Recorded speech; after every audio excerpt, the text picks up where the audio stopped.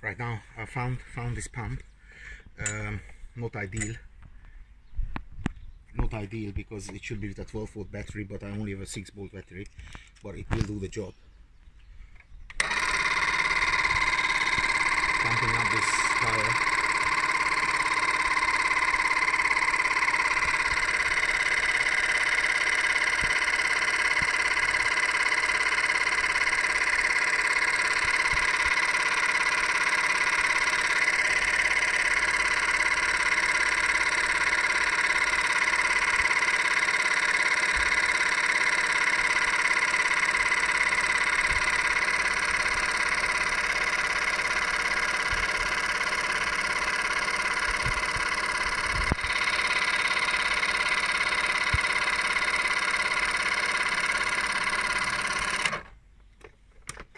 Now, this is a scenario at home. It's very straightforward because obviously you have water.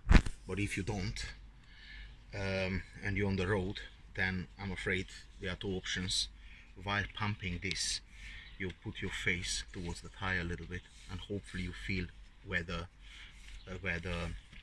air escapes. If you don't, I'm afraid, and there's no access to water, you have to use saliva, and it's nasty, but this is what it is.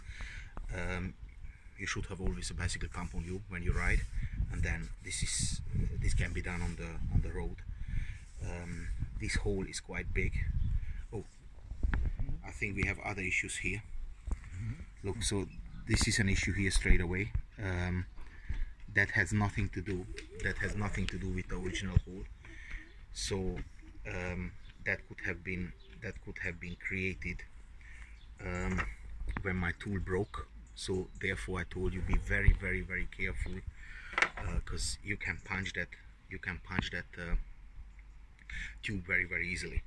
Now if you take care of this first, and thereafter we find a little hole, because this is a new hole. I was wondering, why did the air escape so quickly?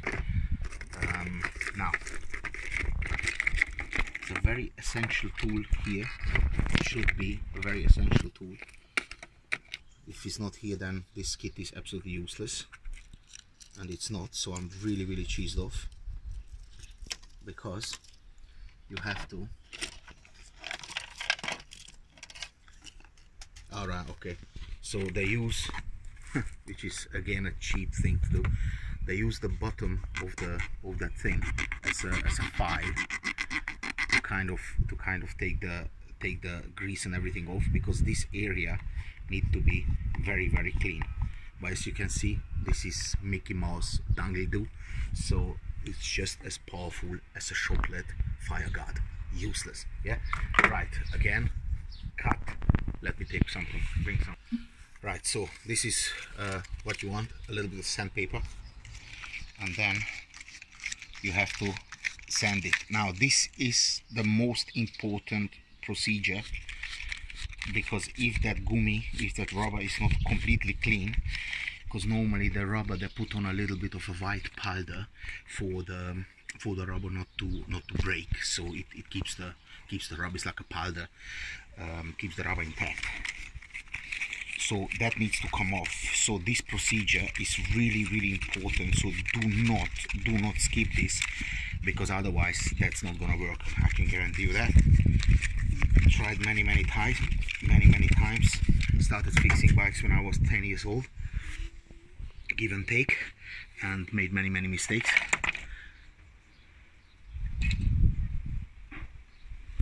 Right, okay, and now you take this glue and put it on, and put more than the surround area. It doesn't really matter, so you put on more. So make sure that the patch is definitely all covered, because if one little corner of that patch is not covered, it's not gonna be good. Now, and this is the thing, I don't know exactly what they recommend drying time, but this need to be, the letters are far too small for me to read. but you have to wait a little bit with this to dry. Also very important, because if you put the patch straight on it, I can guarantee you that it's not gonna work. It's a bit odd, but this is how it is. And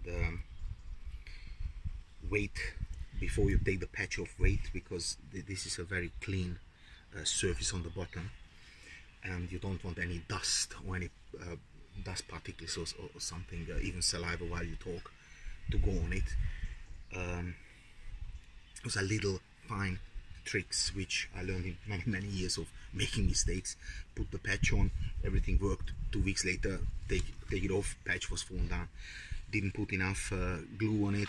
One corner of the patch wasn't right. While riding, braking, you know, when you're young, you do a lot of weird things. Just came off again. And back in the days, you know, you didn't have that spray which you push in and the tire fixes itself, which I'm going to introduce as well after this video. But this is the real work. This is how it's done if you don't have the chemical with you. I personally don't really like that thing, but if you want to be quick on the road, it's like a tube, costs £5 or £6. You put it on the tire, obviously remove the nail first, and if you have just a little hole, it's gonna fix it. But I think with a big hole like that, you wouldn't have touched it. Right, you touch it on the side a little bit. I think that's good to go. And now you take off that patch. You see, it's really clean. Because the idea here is that this melts together with the glue, with the gummy, with the tire, right? And now, extremely important, pressure. As much as you can. As much pressure as you can. Very important.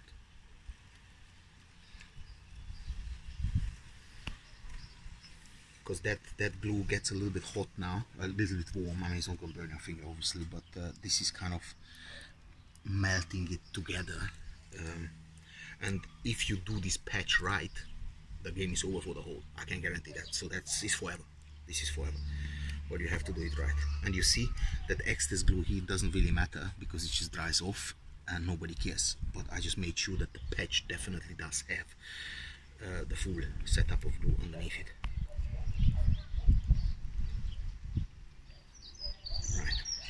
And now you can leave this bit on if you want, but I don't like to leave it on. And now carefully, actually let's wait a few minutes to make sure that is definitely dried. Now the thing is, with this you can't wait too long. So if you put that, if you let the glue dry, then you put on the patch and give a little bit pressure for a minute or two, and then leave it for an hour or two, doesn't matter, even better. Yeah, but you know, I don't want to hang around here till, because what's going on today, you know, so I'm not hang around here all day long waiting for the patch to dry, you know?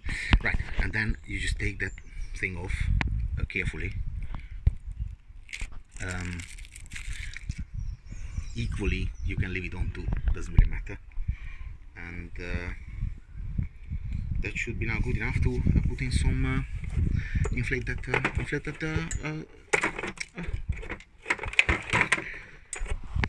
tube. Right, let's see what happens.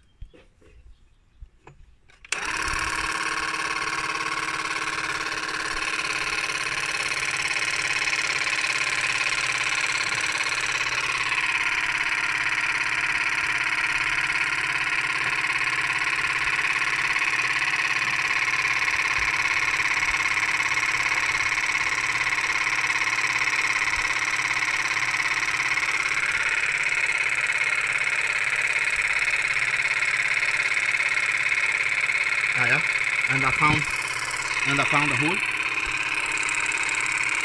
Yeah, and this is exactly what I said. I just found a hole. It's definitely here. It's definitely here. Let me prove it to you.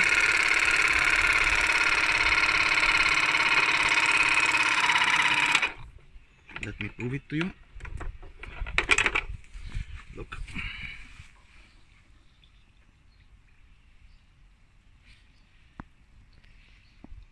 You see?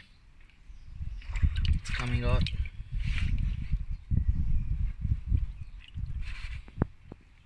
right there, right there.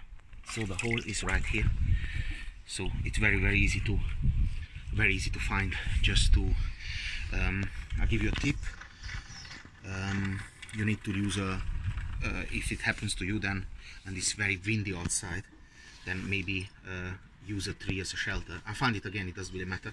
I just wanted to prove it to you that it can be done with your face, but you need to find an area where there is no wind. So if it's a lot of wind out there, then you might not feel it on your face. And if you have a beard, then maybe you can use it on your forehead. It can be found, it definitely can be found, but you need to constantly pump the tire up. So right, so let's do this again.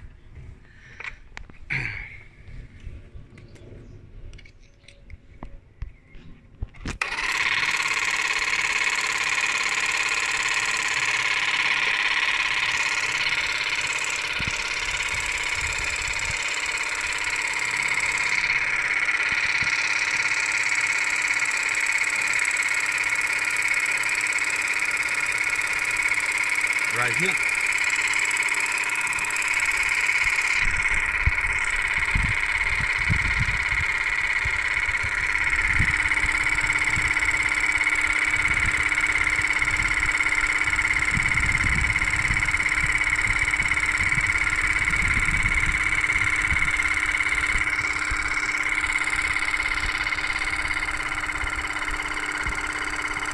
Stop. Now guys, this is completely unprecedented. I have no idea what happened here. This is just beyond explanation. Look, all this here are holes, every single one of them. This bike was working 3 days ago and had one single puncture. We could find a nail. Now this is here, all on the side. These are all little holes. So I am afraid I need to abandon this mission, and I do apologize, but this tube is worth nothing. But you will get something out of this video, because I'm so angry now that I'm going to show you for what you can use this tube, and all of a sudden everything is gonna be wow. So I want to make up that I could not show you how to properly fix the unit, but we're gonna buy a new tube, and then I will insert the new tube and put it towards the end of this video, so you will see. But check out what I'm gonna do with this tube now. Right, this is what it is, and now check this out.